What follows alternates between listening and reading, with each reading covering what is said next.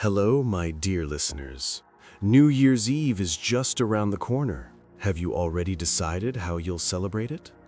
I think the stories I've gathered will make you approach this question with great caution. Enjoy watching. I was checking the clock every 5 minutes, waiting for my shift to end. I'm a night watchman at the Oak Ridge Heights storage facility. It was New Year's Eve, and my boss, Gary, had begged me to cover the last half of the graveyard shift. Just till 2 a.m., Mike. Nobody's coming by. Watch the cameras, do your rounds, be done.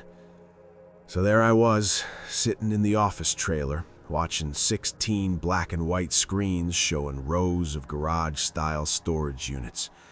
The only sound was the hum of the heater. My wife, Sarah, had texted me a video of our kids asleep on the couch waiting for midnight. I felt that familiar mix of guilt and frustration.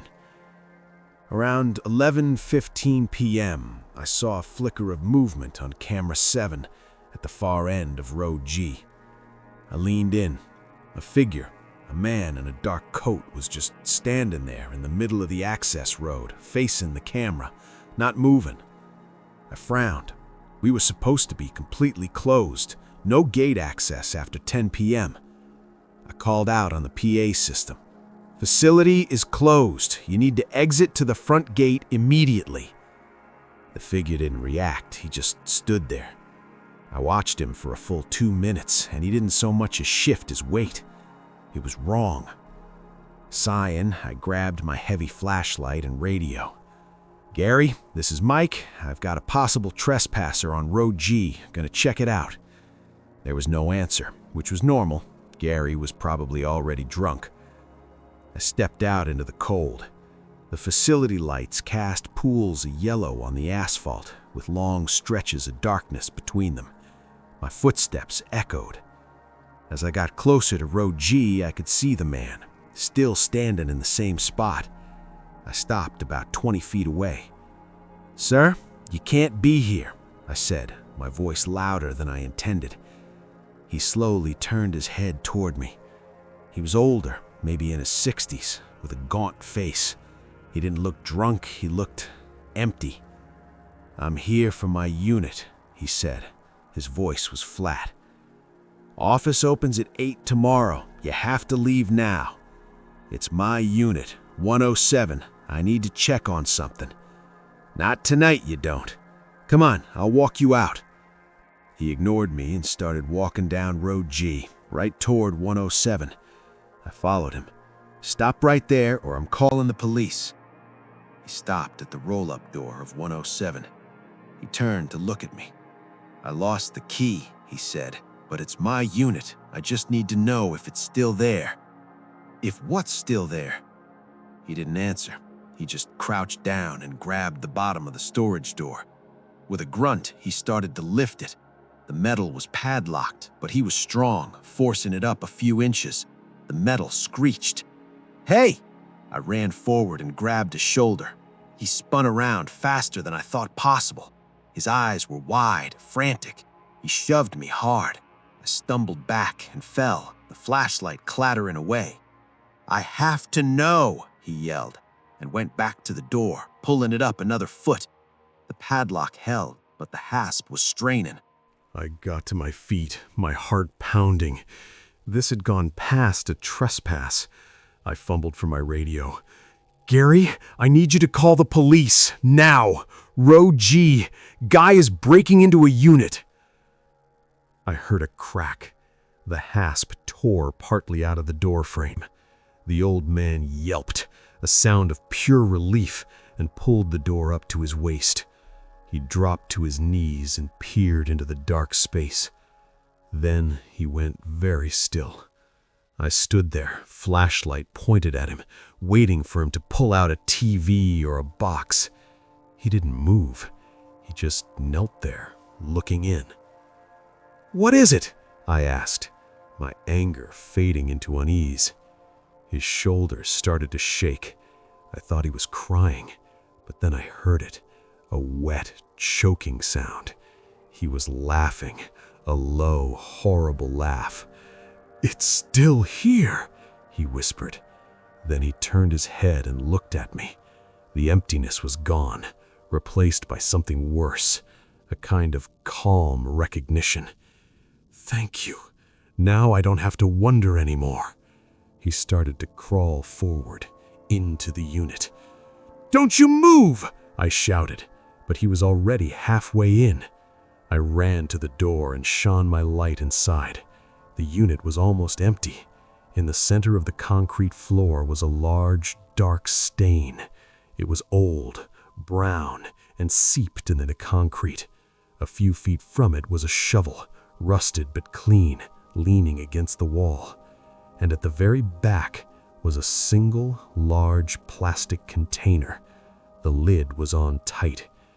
The old man was on his hands and knees in the middle of the stain. He was smoothing his hands over it, like it was something precious. I backed away. I didn't call out again. I just ran. I ran back to the office trailer, locked the door, and called 911. My hands were shaking so bad I could barely hold the phone. The police arrived quickly. 2 cars. I told them everything, babbling. They went down to Road G with their guns drawn. I watched from the office window. They found him. He was still in the unit, sitting cross-legged on that stain. He went quietly. He even smiled as they cuffed him. One of the officers, a woman with a stern face, came back to the office later. She took my statement again. Before she left, she paused. "You said the unit was 107, registered to a Carl Jenkins?" I nodded. "We ran his name. Carl Jenkins was reported missing by his daughter 7 years ago, this coming February." I just stared at her. "The container in the back," she said, her voice very quiet. "We haven't opened it yet, but we will." She looked out the window toward the flashing lights. "He wasn't breaking in to take something, Mike. He was breaking in to remember where he put it." The clock on the wall ticked over to 12:07 a.m. Happy New Year. I never went back to collect my last paycheck. I still see that stain in my dreams.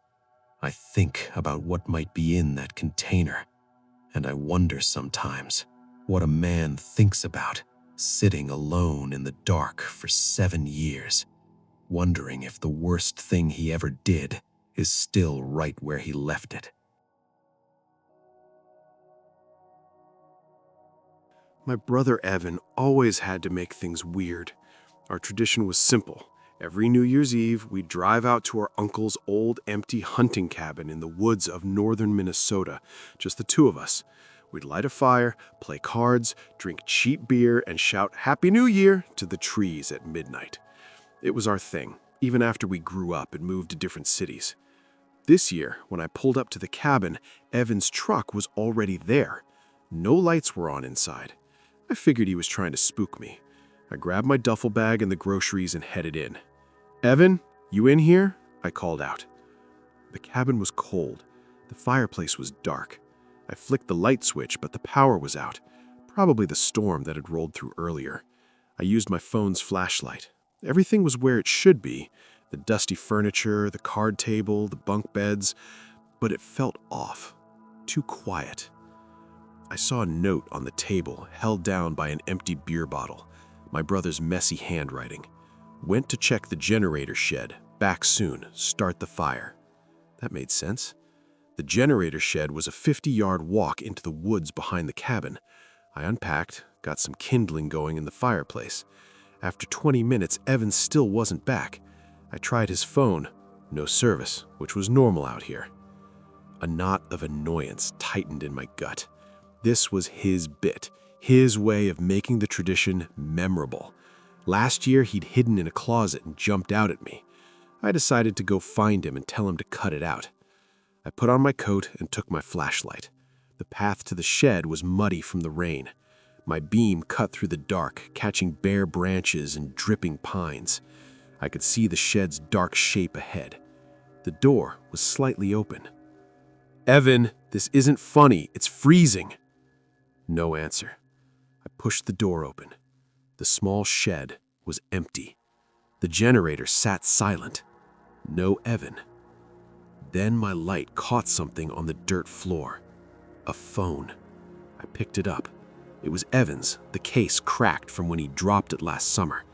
The screen was dark, dead. Next to it, there was a scuffle of footprints in the mud. More than one set. My breath caught. This wasn't a joke anymore. I shone my light wildly. Evan! Silence. I ran back to the cabin, my heart hammering. I locked the door and shoved the heavy table against it. I needed to think. Maybe he'd twisted his ankle. Maybe he'd gone for help. But his truck was here, and those other footprints. I built the fire up high for light and warmth. I found the old hunting rifle my uncle kept above the mantel. It was loaded. I didn't know what to do. Wait till morning? Go look for him? Then, at exactly 11:45 p.m., there was a knock on the door. 3 slow, heavy knocks. I froze, the rifle in my hands. "Who is it?" I shouted, my voice cracking. "It's me. Let me in." It was Evan's voice. It sounded strained, out of breath. Relief flooded me. I started to move the table. "Where the hell were you? I found your phone." "Just open the door, Mark, please." He sounded scared, really scared. I pulled the table back and unlocked the door. I opened it. Evan stood there, pale and shaking. He was alone. He stumbled inside, and I quickly relocked the door. "What happened? Were you hurt? I saw other footprints." He went to the fire, rubbing his hands. He wouldn't look at me. I fell by the stream, hit my head. Must have been out for a while. Just woke up and came back. It was a bad lie. The stream was in the opposite direction from the shed, and he had no sign of mud on him, no sign of a fall. Before I could press him, he changed the subject. "Got any beer? I need a drink." We sat by the fire. The clock ticked toward midnight. Evan was jumpy, glancing at the door. He drank his beer fast. I didn't touch mine. Something was very wrong. "We need to talk about those footprints, Evan." He shook his head. "Forget it. Let's just get to midnight and get out of here, okay?" "No, not okay. What aren't you telling me?" He finally looked at me, and his eyes were filled with a pure, simple terror I'd never seen in my brother before. "I made a mistake, Mark. A big one. On the drive up. There was a guy. His car was broken down on the side of the road. I stopped to help." "So?" "He wasn't alone. There were 2 of them. They asked for a ride to the next town. I said no, it was out of my way. They got angry. One of them grabbed my arm. I pushed him away, got in my truck, and drove off fast." He swallowed. "I thought I lost them, but when I got to the cabin, I saw a car, a dark sedan parked way down the Forest Service road. I couldn't make out the plates." My blood went cold. "You think they followed you? All the way out here?" "I went to check the generator, to have a look from the back of the property. I saw a light moving in the trees. I dropped my phone running back. I think they were in the shed when you got there. They must have heard you coming." The knocks on the door. "Then who?" "I hid in the old root cellar behind the woodpile. I just got up the nerve to run for the cabin when you were calling for me." He put his head in his hands. "I'm sorry. I'm so sorry." It was a better story. It made sense, and it explained his fear. The knot in my gut tightened into a hard ball of fear. We were 2 hours from the nearest town, no cell service. "We have the rifle," I said, trying to sound confident.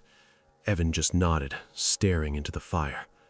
As the last minutes of the year counted down, the cabin felt like a trap. Every creak of the wood made us jump. At 11:59, we could hear the wind picking up outside. Then we heard a new sound. A voice, faint and singing, drifting through the walls. A deep, tuneless voice singing Auld Lang Syne. "Should auld acquaintance be forgot?" It was coming from outside, moving around the cabin. Evan's face was bone white. He grabbed the rifle from where I'd leaned it against the wall. "Don't," I whispered. "Just be quiet. They might go away." The singing stopped. Silence for a full minute. Then, a single, loud knock on the door right next to the window. Evan screamed. It wasn't a yell of fear. It was a raw, furious scream. He raised the rifle, pointed it at the door, and fired. The blast was deafening in the small space. The old wooden door splintered around the lock. "No!" I shouted, tackling him. We fell to the floor. "What did you do?" He fought me, crazed. "They're out there! They're gonna kill us!" I wrestled the rifle away from him and scrambled to my feet. I had to see. I had to know if he'd just shot someone. Cautiously, I peered through the shattered hole in the door. There was no one on the porch. No body. Just the dark woods. I looked down. On the porch floor, right in front of the door, was a single item. A small, rectangular wallet. A man's wallet. "Evan," I said, my voice hollow. "There's a wallet out here." Behind me, my brother went completely still. The fight drained out of him. I used the rifle barrel to hook the wallet and pull it inside. My hands were trembling. I opened it. There was a driver's license, a man named David Ellis, an address in Duluth, 42 years old.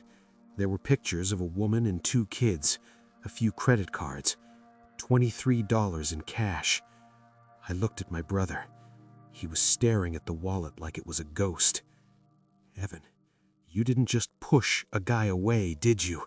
You took his wallet. You stole from him. That's why they followed you. Not because they were mad. They wanted their stuff back. Or they wanted you." Evan started to cry. Silent, choking sobs. The first police car found us just after 3 a.m. They'd been called by a family in a cabin about a mile away who'd heard a gunshot. They found the dark sedan, too. Empty. They found the 2 men from the broken-down car not long after, deep in the woods, cold and furious. They told their story. A Good Samaritan stop that turned into a robbery. They'd followed the license plate, wanting to confront the thief, scare him, get the wallet back.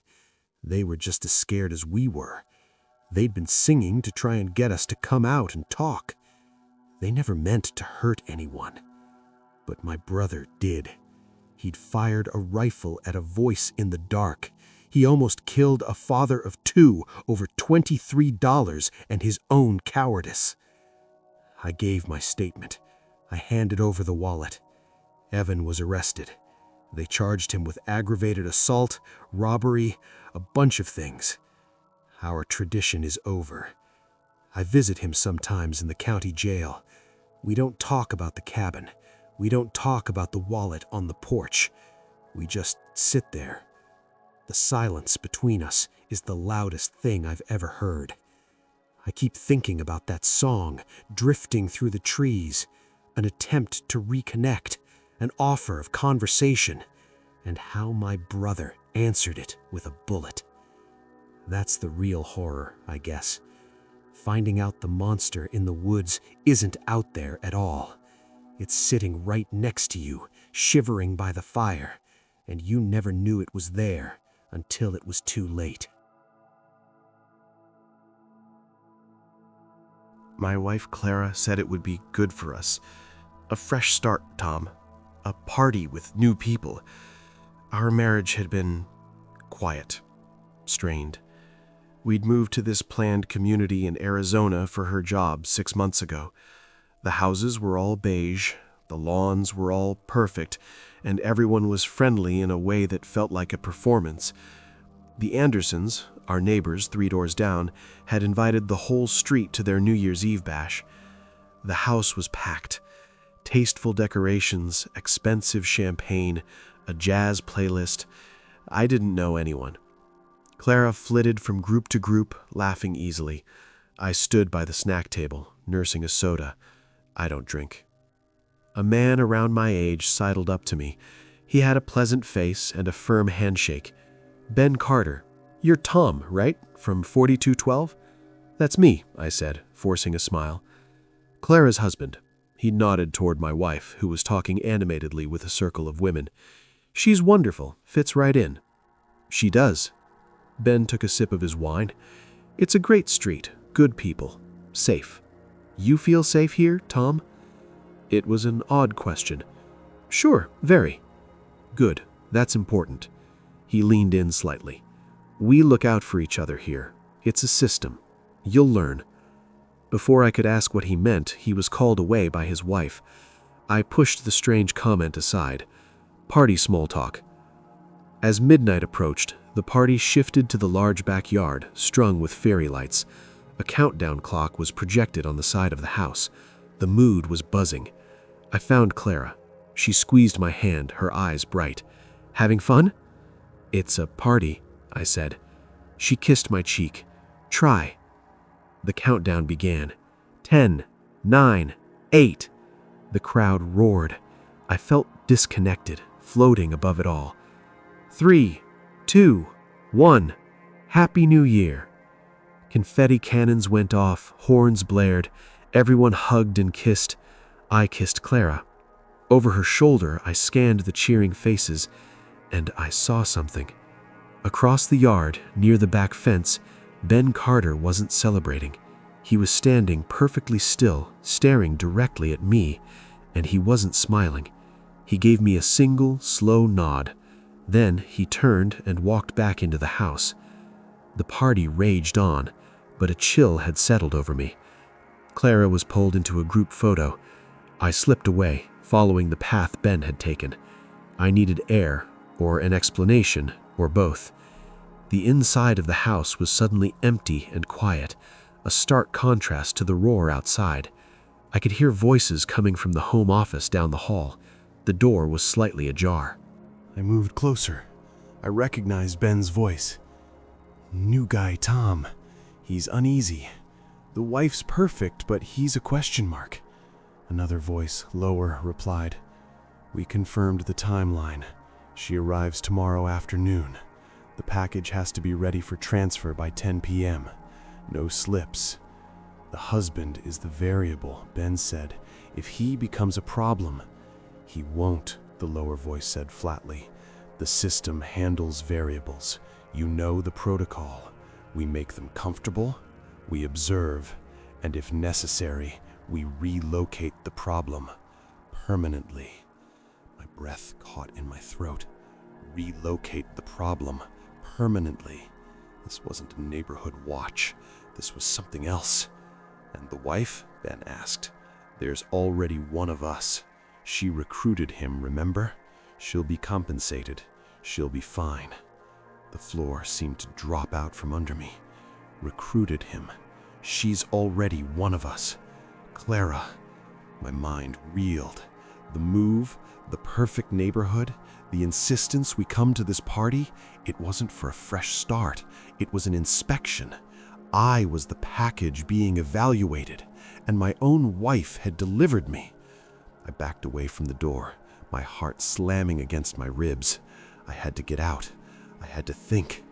I stumbled back to the party, my face a mask I hoped looked normal. Clara found me. "There you are. Where'd you go?" "Bathroom. Not feeling great. Think I might head home." Her smile didn't falter, but her eyes sharpened. "Oh, honey, don't be a party pooper. It's so early." "I really need to lie down." She studied me for a second too long. Then the sweet, concerned wife expression returned. "Okay, let me get my purse. I'll drive us." "No," I said too quickly. "You stay. Have fun. It's a 2-minute walk. I'll be fine." She hesitated, then nodded. "All right. Text me when you're home. I won't be late." She kissed me. Her lips felt like plastic. I walked out the front door into the cool night. The sound of the party faded behind me. Our house was dark. I didn't turn on the lights. I stood in the living room, shaking. What was this system? Drug running? Money laundering? Something worse? And Clara was in it?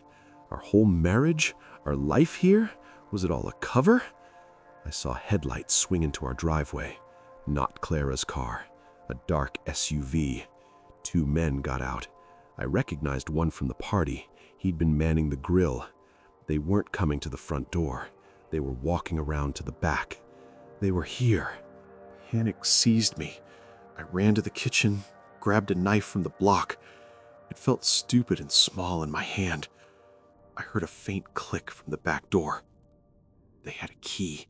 Of course they did. I did the only thing I could think of. I ran out the front door into the night, and I didn't look back. I cut between houses, through backyards, my shoes slipping on the damp grass. I made it to the main road at the edge of the development and just started running. I ran until my lungs burned. I hid behind a dumpster in a strip mall parking lot. I called 911. I told them everything. The conversation I overheard, the men at my house, that I believed my wife was part of a criminal organization and I was in danger. The police were skeptical but sent a car to my address. I waited, shivering in the cold. An hour later, a detective called me back. He told me to come to the station. When I arrived, Clara was there in the waiting room, her eyes red from crying. She ran to me. "Tom, oh my God, I was so worried. The police called me. They said you were missing, that you'd made some wild accusations." The detective, a tired-looking man named Harris, led me into an interview room. "Mr. Fowler, we checked your house. No signs of forced entry. No one was there. We spoke to your neighbors, the Andersons and Mr. Carter. They said you seemed agitated and left the party early. They're concerned for you." "They're lying," I insisted. "I heard them talking about a package and relocating problems." Detective Harris sighed. "Mr. Fowler, Mr. Carter is a regional manager for a logistics company. He told us they were discussing a work shipment issue tomorrow that's time-sensitive. The pallet is a pallet of medical supplies. Relocating a problem referred to a trucking route issue. And the part about my wife being one of them? About her recruiting me?" Clara from the doorway started crying again. "Tom, I recruited you for the Community Welcome Committee. I thought it would help you make friends. Ben's wife is the chairperson." It was all so plausible, so perfectly normal. A series of horrible misunderstandings. The detective looked at me with pity. "Sir, given your stress and your wife's account that you've been struggling with anxiety since the move, we're not going to press any charges for the false report, but I strongly suggest you seek some help." We drove home in silence. The house was empty, just as the police said. Clara went to take a shower. I sat on the bed, numb. Had I imagined it all? Was my strained mind constructing conspiracies? Then my phone buzzed. A text from an unknown number. It was a photo, a picture of me, taken from outside, through our living room window earlier tonight. I was standing in the dark, holding the knife. The timestamp was 12:47 a.m. A second text followed. "The system works because everyone wants it to work. Welcome to the neighborhood, Tom. Happy New Year. You'll learn." I heard the shower shut off. Clara would be out soon. I deleted the texts.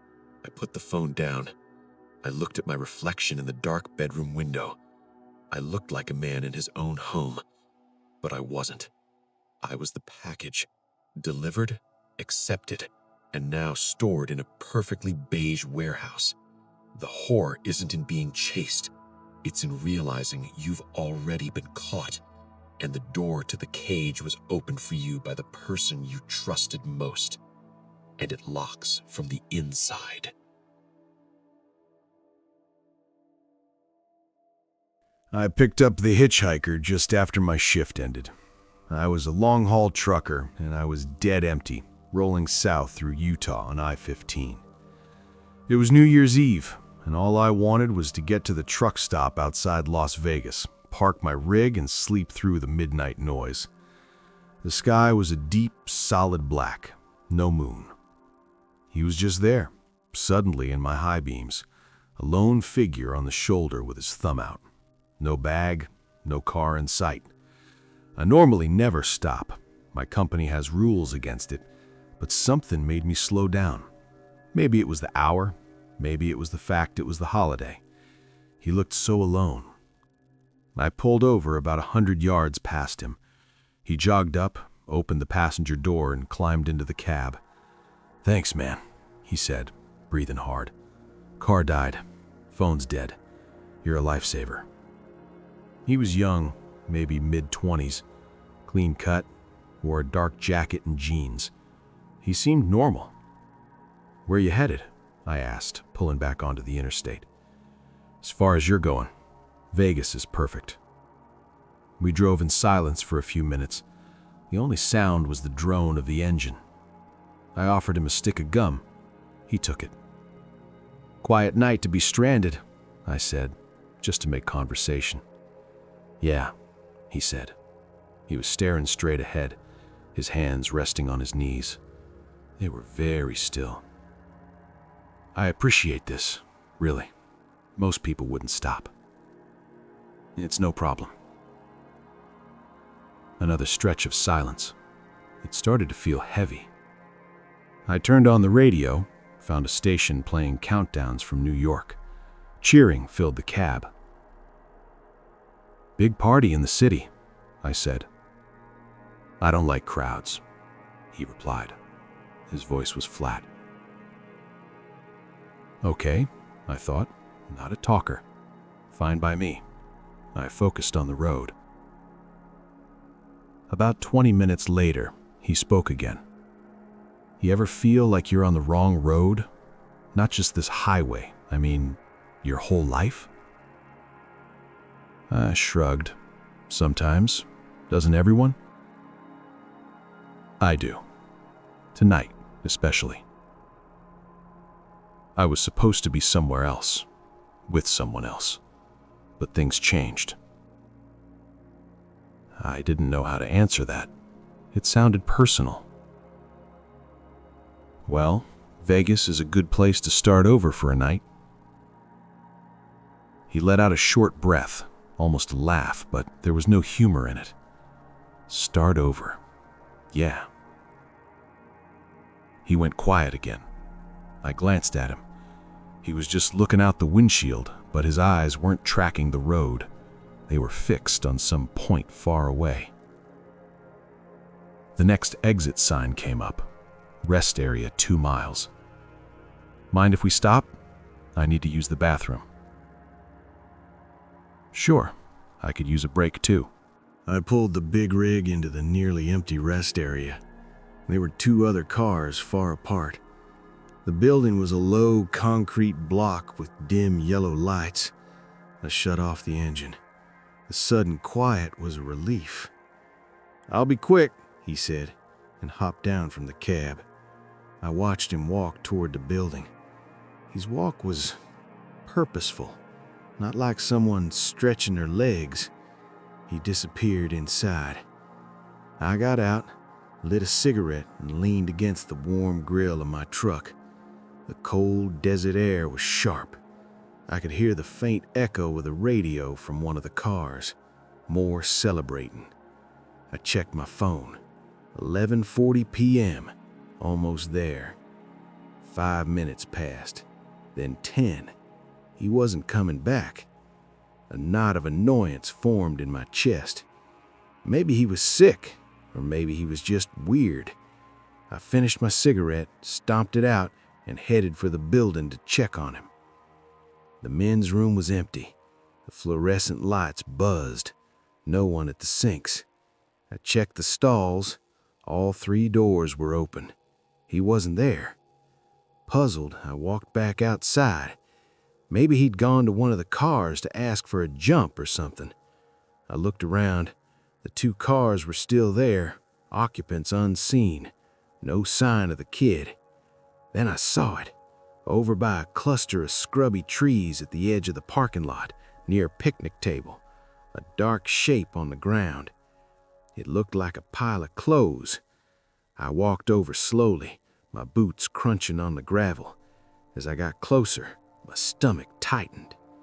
It was his dark jacket and his jeans, folded neatly, Stacked on top of the jeans was his wallet, his phone, and his keys, arranged precisely, like a display. My skin crawled. What the hell? "Hey!" I called out. "Where are you?" No answer, just the wind hissing through the dry grass. I picked up the wallet. I shouldn't have, but I did. I opened it. His driver's license said his name was Jeremy Moss, local address. There was a photo behind the plastic, a younger Jeremy, smiling with a pretty blonde girl at what looked like a college graduation. My hands were getting cold. I put the wallet back on the pile and pulled out my phone and called 911. The dispatcher listened as I explained, my words tumbling over each other. A hitchhiker. He vanished, left his clothes in a pile. "Is there any sign of a struggle, sir?" she asked. "No, nothing. It's just folded. Stay by your vehicle. A deputy is 15 minutes out." 15 minutes. I stood there, staring at that small, neat pile of belongings under the vast black sky. It was the neatness that got me, the care. People who are attacked or who run off in a panic, they don't fold their clothes. A thought, cold and slimy, wormed into my mind. He didn't get out. He got ready. I heard a sound, a low scraping sound from the other side of the rest area building. I turned, my heart in my throat. It was just a trash can lid rocking in the wind. I was being jumpy. I walked back to my truck, needing the solidity of it. I climbed into the cab and locked the doors. I watched the building and the pile of clothes through the windshield. The clock on the dash read 11:58. Then, from the passenger seat floor, something buzzed. I jumped. It was his phone. The screen lit up. It had charge after all. A call was coming in. The screen showed a name, Mom. It buzzed again, vibrating against the metal floor. A second call, right on top of the first, then a third. On the fourth call, I reached down and picked it up. I didn't answer. I just watched the screen. Mom, Mom, Mom. The calls came every 10 seconds, relentless, desperate. Finally, on what must have been the 20th call, I answered. I didn't speak. I just held it to my ear. I heard a woman's voice, choked with tears, raw with a fear so deep it was like a sound from another world. "Jeremy, baby, please, please pick up. It's midnight. You promised you wouldn't do this tonight. Please, just tell me where you are. We'll come get you. We love you. Please." I couldn't speak. My throat was sealed shut. She sobbed, a horrible breaking sound. "Jeremy, if you can hear me, don't do what you said you'd do. Don't go to that place in your head. Come home." I found my voice, but it was a dry whisper. "This isn't Jeremy." The sobbing stopped. There was a stunned, awful silence. Then a new kind of terror entered her voice. "Who is this? Where is my son? Where is Jeremy?" "I'm a truck driver. He was hitchhiking. He left his things at a rest stop. He's gone." She made a sound I will never forget. It wasn't a scream.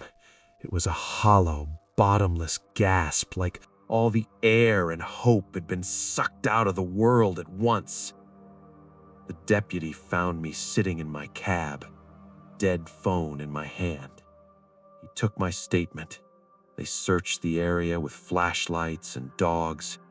They found nothing. No Jeremy, no sign of where he went. They contacted the family. I learned later from a detective who followed up that Jeremy had a history, severe depression, previous attempts. His family had been watching him closely all week, especially on the holiday. He'd seemed better that morning. He'd promised his mom he'd see the new year in with them. Then he slipped out, disabled his car's GPS, and gone walking toward the highway with a new plan. I gave them all the details I could.